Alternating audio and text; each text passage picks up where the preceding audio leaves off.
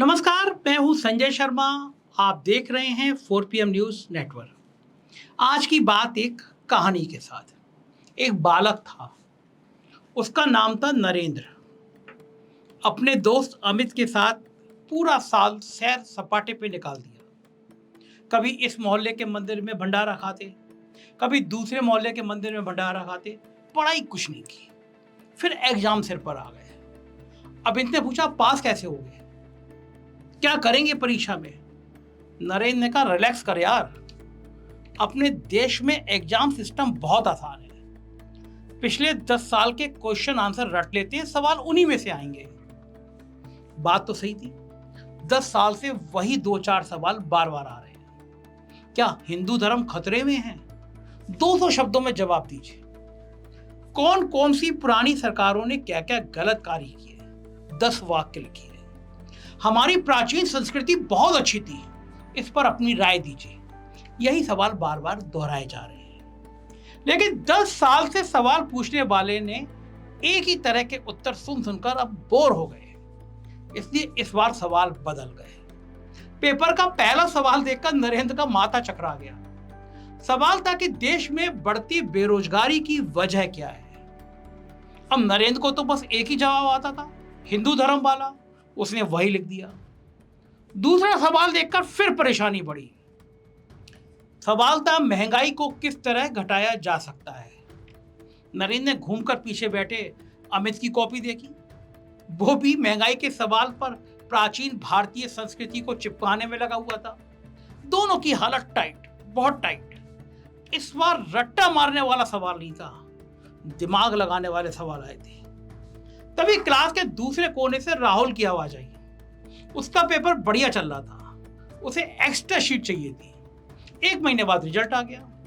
राहुल, अमित और नरेंद्र का exam result कैसा आया होगा, ये तो आप कहानी सुनकर समझ गए होंगे। समझ मोदी जी भी गए हैं, तभी आजकल परेशान नजर आ रहे, कुछ का कुछ बोल रहे हैं। पेपर की तैयारी है नहीं, जनता का सवाल कोई भी हो, हर जगह मुसलमान आरक्षण चिपका कर आ रहा है। ऐसा नहीं है कि वो कुछ और कहना नहीं चाहते। 2 चरणों के मतदान से समझ चुके हैं, उनका हिंदू मुसलमान का घिसा पिटा जवाब चल नहीं पा रहा। जनता कह रही है आरक्षण की बात तो तब आती है जब पहले नौकरी हो। लेकिन क्या करें, कोई और जवाब तो आता ही नहीं। उन्हें पता ही नहीं कि महंगाई कैसे कम करेंगे। पता होता तो 10 साल में करना देते। उनको पता ही नहीं कि बेरोजगारी कैसे कम होगी। अग्निवीर जैसी स्कीम चलाकर उल्टे बेरोजगारी को बड़ा कर रहे हैं, बहुत बड़ा कर रहे हैं। इसलिए परेशान है। मोदी को सही सवालों के सही जवाब नहीं आते।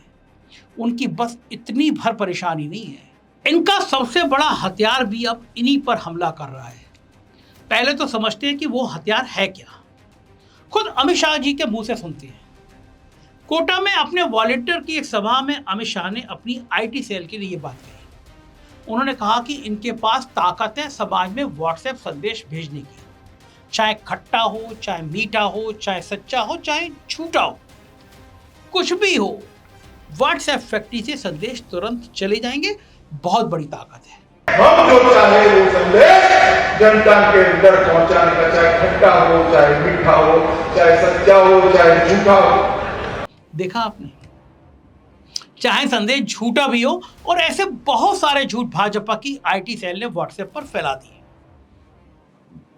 जैसे नेहरू की बजाय सरदार पटेल प्रधानमंत्री होते, हमें आज़ादी लीज पर मिली है, हमें आज़ादी 2014 में मिली है, वगैरह वगैरह। इनके झूठों की वजह से व्हाट्सएप को व्हाट्सएप यूनिवर्सिटी कहा जाने लगा है। सब मजाक में करते हैं कि ये तो व्हाट्सएप यूनिवर्सिटी है। इस देश में एक व्हाट्सएप यूनिवर्सिटी है, उसमें पढ़ने के लिए मूर्ख होना न्यूनतम योग्यता है, प्राथमिक योग्यता है, उसमें कुछ करना नहीं पड़ता। इस व्हाट्सएप से भाजपा ने बहुत चांदी कूटी, लेकिन ये भूल गए कि सोशल मीडिया पर सब रिकॉर्ड होता है। इनको आजकल लोग इनकी ही पुरानी बातें दिखाकर सवाल पूछने लगे हैं।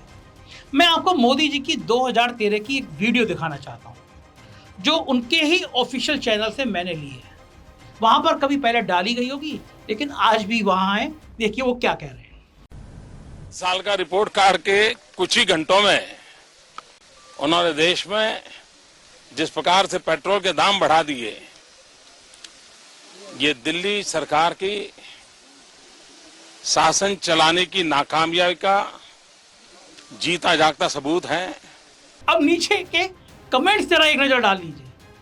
लोग कह रहे हैं सबसे बड़ा फेक, एक ही भूल कमल का फूल, बिगेस्ट लायर, ये सब कह रहे हैं लोग। और कोई वक्त होता तो मोदी कह देते कि मैंने ऐसा कुछ कहा ही नहीं था, मगर आज टेक्नोलॉजी के ज़माने में सब कुछ रिकॉर्ड हो जाता है। एक और उदाहरण देखिए, कैसी खिसियानी हंसी हंस रहे हैं अमित शाह जब उनसे हेमंता शर्मा के बारे में पूछा गया। हेमंत शर्मा जी करप्ट थे या नहीं थे? चलो भैया। और सिर्फ पुरानी विरोधाभास बातें ही नहीं है, भाजपा के रोजमर्रा के झूठ को भी आजकल पब्लिक फटाफट पकड़ रही है। जैसे इनके नेता अनंत कुमार हेगड़े ने संविधान बदलने की बात कही। डैमेज कंट्रोल करने के लिए मोदी को मंच से बार बार कहना पड़ा कि संविधान नहीं बदलेंगे। वो कह के हटते हैं, उनका कोई नेता फिर वैसी बात बोल देता है। अब ये कुछ भाजपा नेताओं के ताजे बयान सुनिए। संविधान जब हमारा देश का बना था उसमें धीरे धीरे परिस्थितियों के अनुसार, काल के अनुसार चेंजेस हुए हैं धीरे धीरे, है ना। तो वो चेंज करना जो है वो प्रगति की निशानी होती है। देश के हित में कई कठोर निर्णय लेने पड़ते हैं, उनके लिए हमें संवैधानिक बदलाव करने पड़ते हैं। अब क्योंकि आजकल सब रिकॉर्ड हो जाता है, सब सोशल मीडिया पर आ जाता है, तो मोदी और भाजपा का झूठ फटाफट पकड़ा जाता है। इससे मोदी की परेशानी दिनों दिन बढ़ती जा रही है। परेशानी बढ़ने की वजह नंबर 3 सबसे खास है। न्यूज मीडिया पूरे तरीके से मोदी के साथ चल रही है। गोदी मीडिया एकदम परफेक्ट, तभी तो इसको गोदी मीडिया सब लोग कहने लगे, हर जगह कहने लगे। और क्योंकि टीवी न्यूज मीडिया सच में एक तरफा रिपोर्टिंग करती है, इसलिए हमारे यूट्यूब चैनल जैसे बहुत सारे चैनल्स के लाखों सब्सक्राइबर हैं, करोड़ों व्यू हैं। क्योंकि पब्लिक एक तरफ की बात नहीं, पूरा सच देखना चाहती है। लेकिन पिछले 1 महीने में कुछ ऐसा देखने को मिल रहा है जो काफी सालों से नहीं हुआ। एग्जाम्पल देखिए, मोदी ने एक रैली में कहा कि कांग्रेस आपके गहने और मंगलसूत्र बेचना चाहती है। इसके जवाब में प्रियंका गांधी ने किसी दूसरी रैली में कहा कि उनकी दादी ने तो 62 की लड़ाई में अपना सोना दान किया था। अब ये तो 2 नेताओं के बीच का आरोप प्रत्यारोप हुआ। लेकिन गोदी मीडिया के दोहजवाब तिहाड़ जेल की यात्रा करके आए सुधीर चौधरी ने क्या कहा, वो आपको आश्चर्यचकित कर देगा। प्रियंका गांधी वाड्रा की यह बात सही है कि उनकी दादी और पूर्व प्रधानमंत्री इंदिरा गांधी ने वर्ष 1962 के युद्ध में अपना मंगलसूत्र और दूसरे गहने नेशनल डिफेंस फंड में दान में दे दिए थे, और यह बात है नवंबर 1962 की। कहीं ना कहीं सुधीर चौधरी का ये रुख बदलती हवा का रुख है, इन्होंने पहचान लिया है। इसलिए पुरानी गलतियों को सटीक पत्रकारिता करके मिटाना चाहते हैं।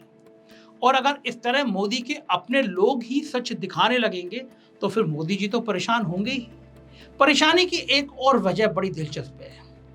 पहले तो सत्ता के नशे में थे, किसी ने मांगों के लिए आंदोलन किया तो उसे आंदोलनजीवी बोल दिया, किसान सड़क पर उतरे तो उन्हें खालिस्तानी बोल दिया। अब किस मुंह से हरियाणा, पंजाब और वेस्टर्न उत्तर प्रदेश के किसानों से वोट मांगने जाएं? कई जगह तो लोग भाजपा के प्रत्याशियों को गांव में ही नहीं घुसने दे रहे, खदेड़ा कर दे रहे। अब तक सिर्फ मुसलमानों के खिलाफ बोलते थे और हिंदुओं के वोट बांट लेते थे। लेकिन कोरोना में हिंदू मजदूरों को पैदल चलवाया, नोटबंदी में हिंदू महिलाओं को भी लाइन में लगवाया, उन हिंदू माताओं बहनों को बचाकर रखी हुई उनकी छोटी मोटी पूंजी भी बाहर निकलवा दी। हरियाणा और पंजाब के हिंदू और सिख बेटे सीमा पर देश की रक्षा करते हैं। उनके बाप जो किसान हैं उन्हें देशद्रोही बोल दिया गया। अब किस मुंह से घर घर जाकर वोट मांगेंगे? लोग भाजपा को ये सब पुरानी बातें याद दिलाने लगे हैं। तो मोदी सीधे संवाद कर ही नहीं रहे, ना क्षेत्रीय मुद्दे उठा रहे, चाहे राजस्थान हो चाहे कर्नाटक हो, हर जगह बस मुसलमान मुसलमान मुसलमान मुसलमान चिल्ला रहे हैं। चिल्लाने और खिसियाने की वजह पिछले कुछ महीनों से सुप्रीम कोर्ट ने भी दे रखी है। सुप्रीम कोर्ट भी भला कब तक आंखें मूंद कर बैठा रहे। चंडीगढ़ के मेयर इलेक्शन में भाजपा के कार्यकर्ताओं ने खुल्लम खुल्ला धांधली की तो सुप्रीम कोर्ट को कहना पड़ा कि यह लोकतंत्र की हत्या है। उम्मीद नहीं थी भाजपा को, मोदी को उम्मीद नहीं थी, लेकिन कहा, सुप्रीम कोर्ट ने कहा। फिर उसके बाद बारी आई इलेक्टोरल बॉन्ड की। मानिए सुप्रीम कोर्ट ने इस स्कीम को गैर संवैधानिक बता दिया क्योंकि इस स्कीम में पारदर्शिता नहीं थी, बिल्कुल नहीं थी। और उसके बाद लूटकांड सामने आने लगा, बहुत आने लगा। और तो और सुप्रीम कोर्ट ने एसबीआई को जमकर खरी खोटी सुनाई जब वो डेटा रिलीज करने में आनाकानी कर रहा था, दे नहीं रहा था, वक्त मांग रहा था, बार बार वक्त मांग रहा था, तो उसकी क्लास लगाने में सुप्रीम कोर्ट ने कोई कोताही नहीं बरती। अब जवाब में मोदी जी को कुछ तो कहना ही था, तो वो बिल्कुल ही बेसिर पैर की बात बता रहा है। मोदी ने कहा क्योंकि वो इलेक्टोरल बॉन्ड की स्कीम लाए थे, इसलिए पता चला है कि किसने पैसा दिया। यही तो बात हो गई कि एक चोर सीसीटीवी कैमरे की वजह से चोरी करते हुए पकड़ा गया, तो वो बोला मैं तो चोर हुई नहीं, मैं तो चेकिंग कर रहा था कि सीसीटीवी कैमरा ठीक काम कर रहे हैं या नहीं कर रहे हैं। अब मोदी जी की बातों का विरोधाभास जनता पकड़ने लगी है, समझने लगी है, सवाल पूछने लगी है, इसलिए मोदी जी परेशान है। मोदी जी की परेशानी की आखिरी बड़ी वजह और बताता हूं कि 10 साल से एक ही सुर पकड़े हुए हैं, सवाल कुछ भी हो जवाब अपनी मर्जी का दे देते हैं। लेकिन इस बार विपक्ष इनोवेटिव हो गई है, नए नए तरीके से बीजेपी की हर स्ट्रेटेजी को चारों खाने चित कर रही है। बीजेपी ने एडवर्टीजमेंट निकाला जिसमें लड़की कह रही है कि मोदी जी ने वॉर रुकवा दी पापा। मैंने कहा था ना, कैसी भी सिचुएशन हो मोदी जी हमें घर ले आएंगे। वॉर रुकवा दी पापा, और फिर हमारी बस निकाली पापा। ये स्टेटमेंट आजकल इंटरनेट का सबसे बड़ा मीम बनकर रह गया है। लोग जबरदस्त मजाक उड़ा रहे हैं। मणिपुर की वॉर तो रुकवाई नहीं गई और यूक्रेन रशिया की वॉर रुकवाने की बात कर रहे हैं पापा। इस बात पर जब राहुल गांधी ने मोदी को पापा ऑफ प्रोपोगंडा कहा तो अखबारों को ये खबर छापनी पड़ी। जाहिर है मजबूरी थी, लेकिन छापनी तो पड़ी क्योंकि ये साफ साफ प्रोपोगंडा ही तो था। खुद विदेश मंत्रालय के ऑफिशियल स्पोक्स पर्सन ने ऐसी खबरों का खंडन पहले कर चुके थे, बार बार किया। एक बार फिर आपको हम सुनवा देते हैं। आपने सीजफायर से शुरू करता हूं। मैंने नहीं कहा कि सीजफायर है। तमिलनाडु की डीएमके पार्टी ने तो मोदी के डिजिटल इंडिया की कहानी को जबरदस्त तरीके से मोड़ दिया। पूरे तमिलनाडु में मोदी के चेहरे वाले पोस्टर लगा दिए गए। उसे स्कैन करने पर इलेक्टोरल बॉन्ड के फ्रॉड को आसान भाषा में समझने वाले वीडियो अपने आप चलने लगते हैं। That if you scan this GPay, you will know the scam that Prime Minister Modi ji is involved in, reportedly involved in, is something that the poster claims it's. Scan करिए और electoral bond का fraud सामने है। मोदी को समझ में आ गया है कि वक्त बदल रहा है। बादलों की वजह से रडार काम नहीं करेगा जैसे बेतुके बयान अब और नहीं चलेंगे।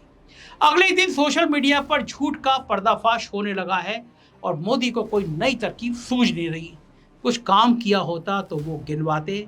खुद 10 साल से सत्ता में हैं, इसलिए ये बहाना भी पुराना हो चुका कि कांग्रेस ने 70 सालों में क्या किया।